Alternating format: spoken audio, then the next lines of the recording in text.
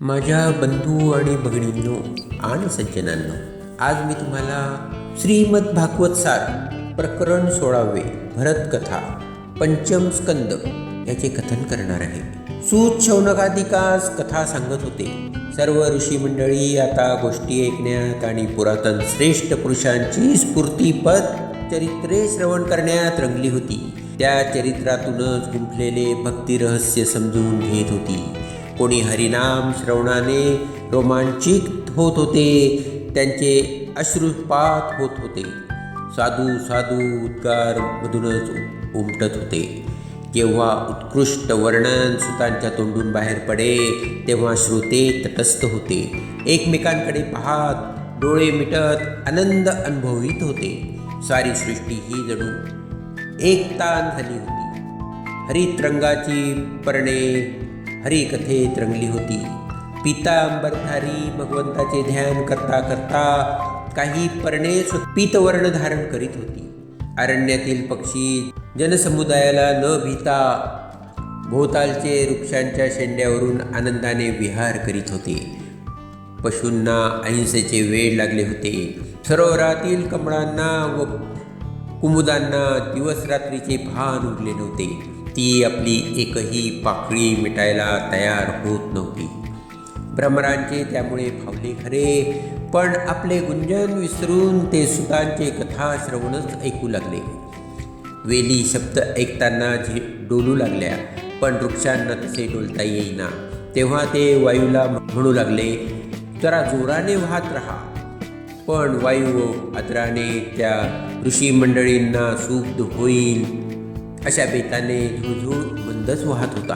त्यामुळे वृक्ष थोडेसे पल्लव हलवून जणू निषेध दर्शवित होते. कोठून तरी पटकन हरिणे उघड्या जागेवर येत होती व चटकन झाडीत दिसेनाशी होत होती. मुनींचे किशोरवयीन कुमार मध्येच त्या हरिणाकडे पाहत व पुन्हा कथेचे लक्ष लावित होते. सुताने कथेला आरंभ केला. शुक परीक्षिताला म्हणाला, ऋषभदेवांचा ज्येष्ठ मुलगा भरत या राज्यावर आला. त्याने विश्वरूपाची कन्या पंचजनीच्याशी विवाह केला. त्याला सुमती, राष्ट्रभृत, सुदर्शन, आवरण व धूमकेतू असे 5 पुत्र झाले. भरताने प्रजेचे पुत्रवत पालन केले. तो अनेक यज्ञ करी व यज्ञाचे पुण्य वासुदेवाला अर्पण करी. त्याने सर्व कर्मफळे भगवंताला अर्पण केली. त्यांची वासुदेवावर अत्यंत भक्ती जडली. आपुल्या पुत्रांमध्ये सत्ता संपत्तीची वाटणी करून भरत निवृत्त झाला आणि फुलाश्रमात गेला. फुलाश्रमात तर तो हरिप्राप्तीसाठी निरंतर तप करू लागला. एकांतात राहावे, कंदमुळे खावी, पत्र पुष्पादी भगवंतांना वहावे, नित्य हरिचिंतन करावे. यातच त्यांचे मन अत्यंत शांत व आनंदमय झाले. वारंवार तो रोमांचित होई. वारंवार त्याचे डोळे आनंदाश्रूंनी भरून येत. नियमाने करावयाच्या पूजा अर्चाचेही भान उरेना. प्रेमाचा आवेग एवढा असे की सारी बुद्धीच हृदयातील भाव सरोवरात बुडून जाई. भरताने सूर्यनारायणाचे रूप हे यज्ञपुरुषाचे स्वरूप होय असे ओळखले. कधी कधी भावविभोर होऊन तो गात असे, भगवान सूर्याचे तेज, त्याचा प्रकाश माझ्या अंतःकरणात नित्य राहो. तोच कर्म आहे, फळ आहे व त्याचा कर्ता भोक्ता आहे. तो भोक्ता अजूनही प्रकृती पलीकडचा आहे, सृष्टीचा कर्ता आहे, अंतर्यामी आहे. जिस शक्तीने तो जीवांचे रक्षण करतो त्या तेजाला मी शरण आहे. शुक सांगता थांबले. परीक्षिताला आश्चर्य वाटले. डोळे मिटून शुक ध्यान करू लागले. सर्वजण स्तब्ध होते. बोलता बोलता शुकदेव का थांबले? परीक्षित प्रश्न विचारणार तेवढ्याच नेत्र उघडून शुकदेव म्हणाले, परीक्षिता, आता जे मी पुढे सांगणार आहे ते लक्षपूर्वक ऐक. भक्तिमार्गास सर्वानुभूती, दया व प्रेम हवे हे खरे, पण दयेचे रूपांतर ममत्वात झाले, प्रेमाचे रूपांतर आसक्तीत झाले तर कर्मबंधनाचे पुन्हा पुन्हा जन्म होतो. भरताला असे ममत्व उत्पन्न झाले. परीक्षित म्हणाला, पण तो तर पूर्ण निवृत्त झाला होता ना, त्याला कोणाची माया लागली? शुक म्हणाले, एकदा काय झाले, पुल्हाश्रमाजवळच चक्र नदीच्या प्रवाहात भरत डोळे मिटून प्रणवाचा जप करीत होता. प्रवाह जोरात वाहत होता. नदीच्या पलीकडील तीरावर एक भयचकित हरिणी पाणी पिण्यासाठी आली होती. तेवढ्यात दुरून सिंहाची भयंकर गर्जना ऐकू आली. भरताने गर्जना ऐकली व डोळे उघडली व पाहिले. तीरावर भ्यालेली हरिणी होती. तिची तारांबळ उडाली. ती पाणी पिता पिता दचकली व पटकन तिने भर नदीत उडी घेतली. उडी मारता मारता तिच्या पोटातून पिल्लू प्रवाहात पडले. हरिणी त्या भीतीने श्रमाने क्षीण झाली व मरण पावली. भरत पाहतच राहिला. मृगशावक नवजात अगदी कोमल नदीच्या ओघासह वाहत चालले. भरताने पाण्यात उडी घेतली. सपाट्याने पाणी कापत त्याने ते पिल्लू कवेत घेतले. पाण्याच्या वर धरले. एका हाताने परत पाणी कापीत तो तीरावर आला. प्राण वाचवण्याचा आनंद त्याच्या मुखावर दिसत होता. त्याने भराभर धावत आश्रम गाठला. त्या मृगशावकाला त्याने पुसून कोरडे केले. त्याला वस्त्रांचा उभेत ठेवले. आश्रमात ते पिल्लू वाढू लागले. भरताने त्याचे आत्मीयतेने पालन केले. हरिणांची साथ संगत नसलेल्या त्या एकाकी बछड्यावर त्याचा जीव जडला. सदा सर्वदा ते हरिण त्याला जवळजवळ हवे असे. दर्भ आणावयाला, फुले आणावयाला किंवा फळे मुळे आणावयाला भरत निघाला की त्या हरिणाला घेऊन जाई. कधी खांद्यावर बसून नेई, कधी दोन्ही हातांनी छातीशी धरून नेई. तो त्याला गुंजारीत असे. हिरवा पाला खायला घालीत असे. त्याच्या दृष्टीआड जरा जरी ते गेले तरी भरत कावरा बावरा व्हायचा. त्या हरिणाला लांडगे, वाघ, सिंह खातील याची त्याला केवढी भीती. ते कुठेतरी बागडत दूर गेले की त्या रानोमाळ त्याच्या खुरांच्या खुणा हुडकीत हिंडायचा. त्या सापडल्या की त्याला ब्रह्मानंद व्हायचा. मृगशावक मग कुठून तरी पटकन दृष्टीस पडले की त्याला हायसे वाटायचे. राज्य, सत्ता, संपत्ती, पत्नी, पुत्र हे सारे सोडले तरी दया व ममता यांचे नाजूक धागे तोडणे भरताला जमले नाही. पुढे काय झाले? परीक्षिताने विचारले. शुक म्हणाले, हा भरत असा मृगाच्या बछड्यामध्ये आसक्त झाला तो इतका की स्वतःचे मरण आले तेव्हाही तो त्या मृगाचेच चिंतन करीत होता. मरणानंतर त्यामुळेच त्याला हरिणाचा जन्म प्राप्त झाला. मग त्याच्या पुण्याईमुळे त्याची पूर्वजन्मातील आठवण मात्र अखंड होती. त्याला त्यावेळी आपल्या आसक्तीचा फार अनुताप झाला. मृग होऊन तो पुन्हा पुलह आश्रमाजवळ एकटाच एका रानात राहिला. आता हे मृग शरीर पडेपर्यंत वाट पाहिली पाहिजे असे त्याने ओळखले. निरीच्छ एकाग्र मनाने तेथे त्याने हरिस्मरण बाजूने चालूच ठेवले. कारण पूर्वस्मृती त्याला होतीच. परीक्षित म्हणाला, नरजन्मातच हरिभक्तीचा लाभ होतो हे खरे, पण भरतासारखे योग भ्रष्ट मोहाने तीर्थकायोनी जन्मले तरी त्याचे भक्तिबळ नष्ट होत नाही असे अपवादात्मक उदाहरणच आपण सांगितले होय ना?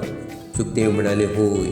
त्या भरताने त्या मृगजीवनाची समाप्ती गंडकी नदीत योग्य वेळी केली. भरताचा मृगजन्म अशा तऱ्हेने संपुष्टात आला. पुढे तो जेव्हा पुन्हा जन्मास आला तेव्हा अंगिरस गोवातील आत्मज्ञानी व सद्गुणी अशा ब्राह्मणाच्या दुसऱ्या पत्नीचा पुत्र म्हणून त्याचा पुनर्जन्म झाला. आणि संग, आसक्ती, ममता यामुळे केवढा घोटाळा उरतो हे या जन्मात त्याने पक्के लक्षात ठेवले होते. तो कोणाजवळच बोलत नसे. आप्त स्वजनांचा संगच करीत नसे. बैऱ्या व मुक्या माणसासारखा तो वाके. कशातही रस घेत नसे. तो जड बुद्धीचा, आळशी नि कुचकामी आहे असे सर्वांना वाटे. पित्याने त्याच्यावर उपनयनादी संस्कार केले. रीतीला धरून त्याला विद्या शिकविण्याचा प्रयत्न केला, पण त्याने एकाही संस्कार घेतला नाही. भरताला व्यवहार व नीती, धर्म, कर्म, तत्व, उपासना यांचे शिक्षण दिले तरी तो तसाच राहिला. त्यामुळे त्याच्या पित्याला निराशा वाटली. पुढे जेव्हा तो मरण पावला तेव्हा भरताची माता त्याच्यासह सती गेली. भरत व त्याचा भाऊ हे सावत्र भावाप्रमाणेच राहू लागले. पिता वारला, आता भरताला शिकवण्याचा भरीस कोण पडणार? तो त्याला मूर्ख, वेडा, होंब्या म्हणू लागला. त्याला सगळेजण वाटेल ती कामे सांगत होते आणि तो मुकाट्याने करी. मान अपमान तर भरताच्या गणतीतच नव्हते. कोणी त्याला वेडा म्हटले तर तो वेडाचार करायचा. कोणी जरी काही त्याच्याबद्दल इच्छा करील ती तो पुरी करायचा. जे कोणी काही अन्न देईल ते खायचा. चव म्हणजे काय याचा विचार नाहीच. ऊन असो, पाऊस असो, उन्हाळा असो, थंडी असो, कशाचीही आवड नावड नाहीच. तो कुठेतरी पडून राही. अंगावर मळाची पुटे चढली. स्नानाचे भान नाही, देहाची शुद्धीच नाही. सहजप्राप्त केवळ अवस्थेत सदा मन राहायचे. कमरेचे वस्त्र जे काही मळके फडके गुंडाळलेले असे त्याचे सुद्धा भान नसे. जानवे काळे कुट्ट पडलेले, अस्ताव्यस्त केस, धष्टपुष्ट बेजट शरीर. कोणी म्हणे ब्राह्मण दिसतोय तर पण किती कळकट. कोणी म्हणे अधम ब्राह्मण दिसतोय, जवळसुद्धा जाऊ नये. त्याच्या भावांनी पाहिले हा आपली कामे करीत नाही, त्याला आपलीच कामे सांगावी. त्यांनी भरताला शेतीच्या कामाला लावले. तरी उकर, भर, घाल, वाफे तयार कर, बी पेर, पाणी दे, तणे काढ, एक का दोन सगळी कामे त्याचे भाऊ त्याला सांगत होते. तीही तो करी. पण आपण काय काम करतो, काय केले, काय करायचे याची चिंता त्याने केलीच नाही. देह आहे, काम चालू आहे, दुसरे सांगतात ते करायचे, देतात ते खायचे. खरोखरी लोक तर त्याला आपला हक्काचा नोकर समजत होते. शुक सांगत होते परीक्षिताला ऋषभदेवांनी सांगितलेली गोष्ट आठवत होती. गोष्ट पुढे पुढे ऐकायची होती. शुक म्हणाले, राजा पुढे काय झाले? त्या काळी जे डाकू लुटारू होते त्यांचा एक मुख्य होता. त्याला मूल नव्हते. त्याने भद्रकालीच्या नरबळीचा नवस बोलला होता. त्याने देवीसमोर बळी देण्यासाठी एक माणूस आणला होता, पण तो त्याच्या हस्तकांच्या ताब्यातून निसटून पळून गेला. त्याला शोधण्यासाठी सर्व डाकू चारी दिशांना धावले. रात्र झाली होती. ब्राह्मण पुत्र भरत शेताची राखण करीत असलेला त्यांना दिसला. हा नरबळी फारच चांगला आहे असे पाहून त्यांनी त्याला दोरखंडांनी बांधले व भद्रकालीच्या मंदिरात नेले. त्याला स्नान घालण्यात आले, कोरी वस्त्रे घालून शृंगारण्यात आले, पूजा करण्यात आली, ढोलकी वाजू लागली. भद्रकालीच्या मंदिरात डाकू लोक जमले होते. देवीच्या मूर्तीसमोर त्याला बळी देण्यासाठी बसविले. डाकूंच्या राजाने त्याला मारण्यासाठी देवीचे मंत्र म्हणत तीक्ष्ण खड्ग उद्गारले. तोच काय आश्चर्य! निरपराध विप्राची हत्या देखील सहन होणार कशी? मूर्ती फोडून देवी भद्रकाली साक्षात प्रकट झाली. डाकूंच्या हातातलेच खड्ग घेऊन तिने प्रथम त्यांचे शिर धडा वेगळे केले. विजेच्या वेगाने तिने त्या खड्गाने सर्व डाकूंची तिथल्या तिथे डोकी उडवली. मंदिराचे द्वार बंद होते. ढोलकी, मृदुंग, घंटा यांचा आपोआपच प्रचंड ध्वनी होऊ लागला. देवीच्या डोळ्यातून अग्नीच्या ठिंग्या बाहेर पडत होत्या. त्यावेळी एकही लुटारूला तोंडातून ब्रही काढता आला नाही. त्यांच्या रक्ताने देवीने आपली तृष्णा शांत केली. त्यांच्या मस्तकांचे चेंडू करून इकडे तिकडे फेकले. रक्ताने दगडांची भूमी न्हाली. भरत नुसता पाहत होता. त्याचे हातपाय मोकळे झाले. समोरचे भीषण दृश्यही त्याने साक्षीत्वाने पाहिले. द्वार आपोआपच उघडले. देवी अंतर्धान पावली. सर्वत्र शांतता झाली. सर्वत्र मृत शरीरे पडलेली होती, पण रक्ताच्या स्पर्शांनी न होता भरत मंदिरातून बाहेर पडला. फुटकी मूर्ती पुनश्च साधली गेली. भरत पुनश्च भावांच्या शेतावर आला. त्यांच्या शरीराचा झालेला असुरी शृंगार त्याच्या खिजवण्यातील नव्हता. शेताची राखण त्याने पुढे सुरू केली. परीक्षिता, या जड भरताची गोष्ट आणखीन पुढे ऐक. राजा रहुगण सिंध सौवीर देशात राज्य करीत होता. तो एकदा पालखीत बसून जात होता. इक्षुमती नदीच्या तीरावर पालखी आली. एक भुई थकला म्हणून दुसरा हवा होता. भरत जवळच बसलेला होता. भोयांचा मुख्य इकडे तिकडे पाहत होता. कोणी गरीब धट्टाकट्टा माणूस मिळाला तर बरे. भरताला पाहून त्यालाच बोलविले. काय करतोस नुसता बसून? पालखीचा दांडा घे खांद्यावर, राजाची पालखी आहे, नीट काम केलंस तर सुवर्णमुद्रा मिळेल, चल उठ. भरत मुकाट्याने पुढे झाला.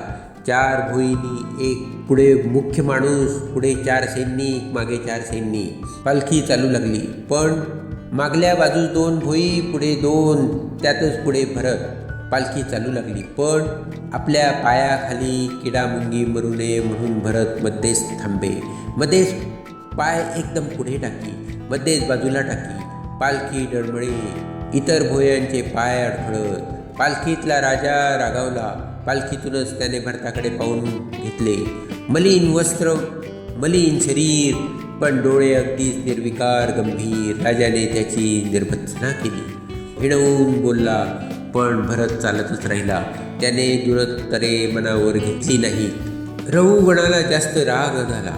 ज्ञानी विरक्त भगवत भक्तीची विलक्षण चरित्रे त्याला काय माहीत. तो भरताला आपल्या सत्ताबळाने उन्मत्त होऊन बोलला, अरे काय जिता आहेस की मेला आहेस? मी काय बोललो ऐकत नाहीस?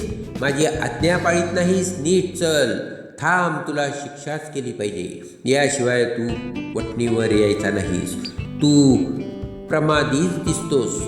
कोणताही अभिमान न धरता भरताने राजाला त्यावेळी मार्मिक उपदेश केला. भरत म्हणाला, कोण राजा आणि कोण रंक, कोणता भार आणि कोण ओढणार, मागे कोणता आणि चालणार कोण, जाडेपणा काय आणि कृशपणा काय. अरे हे तर सर्व देहाच्या आधाराने दिसणारे आकार आहेत. आत्म्याला यातले काहीच लागत नाही रे. तू राजा आणि मी प्रजा हा भेद देहाचा. तू स्वामी, मी सेवक असा भेद शरीराचा. मी जिता की मेलेला, अरे हा देहधर्मच आहे. मला शिक्षा होणारच नाही. जो देह आहे तो जर प्रमादित असेल तर तू शिक्षा देऊन तरी काय बदल होणार? तू व्यर्थ राग का धरतोस? राजा, जरा विचार कर, तू कोण आहेस? राजाला आश्चर्याचा धक्काच बसला. हा विलक्षण माणूस आहे तरी कोण? राजाने भरताला विचारण्यासाठी पालखी खालीच ठेवायची आज्ञा केली. पालखीतून बाहेर येऊन राजाने एकदा भरताकडे आपादमस्तक न्याहाळून पाहिले. असा मळकट माणूस, धष्टपुष्ट, असंस्कृत, केवळ पशुसारखा वाढलेला आणि हे निर्वाणीचे ज्ञान गर्भ बोलणे. राजाचा आपल्या डोळ्यांवर व कानांवर विश्वास बसेना. त्याने भरताला नम्रपणे विचारले, देव, तुम्ही आहात तरी कोण? माझा अपराध क्षमा करा. तुम्ही दत्तात्रय तर नव्हे? अवधूत आपले खरे रूप लपवून राहतात ना? की जगाच्या कल्याणासाठी जन्म घेऊन आलेले कपिल भगवान आहात? मला वज्रदंड त्रिशूळ यांचे भय वाटत नाही. तितके भय ब्राह्मणांच्या व्यर्थ अपमान होण्याचे वाटते. तुम्ही विषयाबद्दल पूर्ण उदासीन दिसता. आत्मविषयक काही शंकांचे समाधान करून घेण्यासाठीच मी कपिल मुनींकडे जात होतो. मला व्यवहारही सत्य वाटतो व ब्रह्मज्ञानांच्या अपेक्षेने तो असत्य वाटला तरी कार्यरूपाने जग प्रत्यक्ष दिसते ते नाकारता येत नाही. मडके आकाराला आले हे खोटे म्हणावे व मातीच खरी म्हणावी तर आपल्याला मडक्यातून पाणी नेता येते. मातीचा तसा उपयोग करता येत नाही. आणि उपाधी खोट्या व आत्मा तेवढा खरा म्हटले तरी चुलीवर ठेवलेल्या भांड्यातले पाणी अग्नीने उष्ण होते व त्यातले तांदूळही शिजतात. तसेच देह, प्राण, मन यांच्या अंतर्यामी असणारे आत्मतत्वही संग असेपर्यंत देह दुःखाने दुःख पावते आणि सुख पावते हे खरे. देहाची शिक्षा आत्म्याला होत नाही हे म्हणता, पण सामान्य अनुभव तर असा आहे की देहाला युद्धाने, भार वाहण्याने त्रास होतो तेव्हा मला त्रास होतो असेच जो तो म्हणतो. मी राजा म्हणून दंड करतो, बोलतो हे माझे स्वकर्तव्य आहे. प्रजेची सेवा हे राज्याचे कर्तव्य. त्यासाठी उन्मत्तांना शिक्षा देणे हे त्यांचे क्रमप्राप्त काम. प्रजेची सेवा करणारा राजा हा नेमलेला चारकच असतो.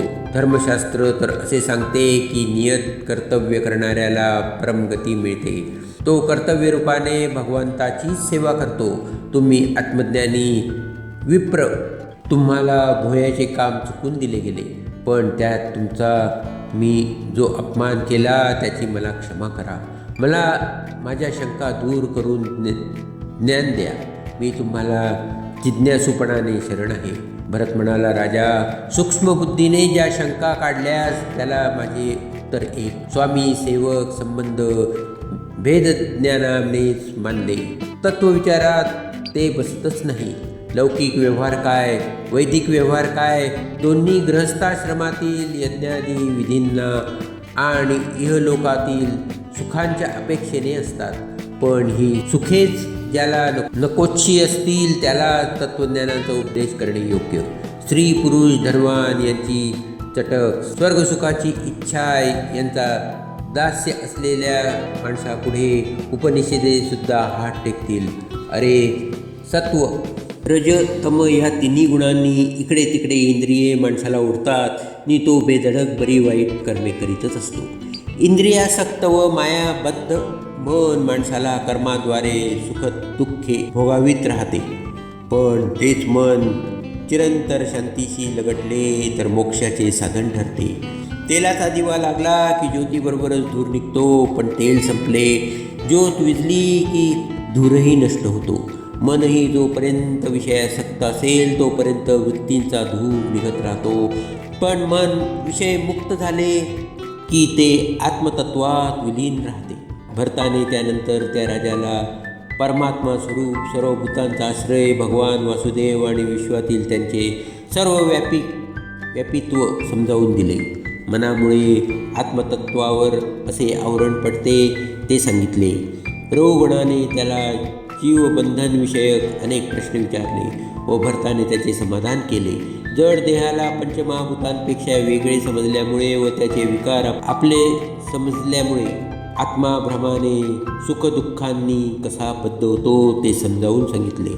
जीवाला संसाररूपी अरण्यात किती प्रकारचे भय आहे हे सांगितले. मनुष्यजन्माचे महत्त्व वर्णन केले.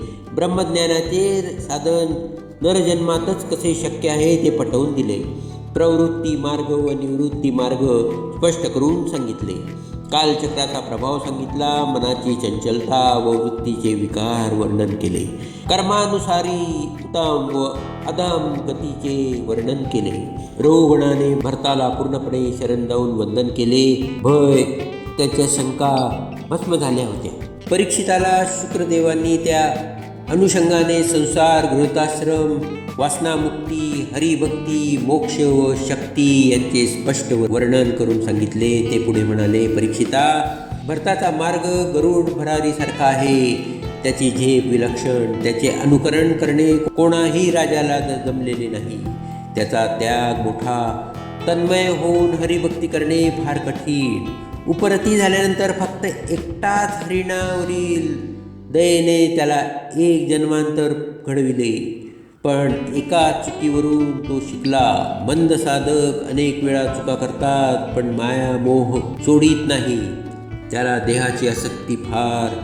त्याने ऋषभदेव व जड भरत यांचे चरित्र आठवावे. शुकदेवांनी भरताच्या थोर भक्तियोगाची महती सांगितली.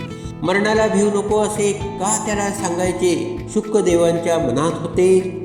सुख शौनकादिकांना ह्या कथा सांगत होते. नैमिषारण्यात भरताची कथा पूर्ण झाली होती. श्रोते आनंदाने ऐकत होते. पंचम स्कंध समाप्त.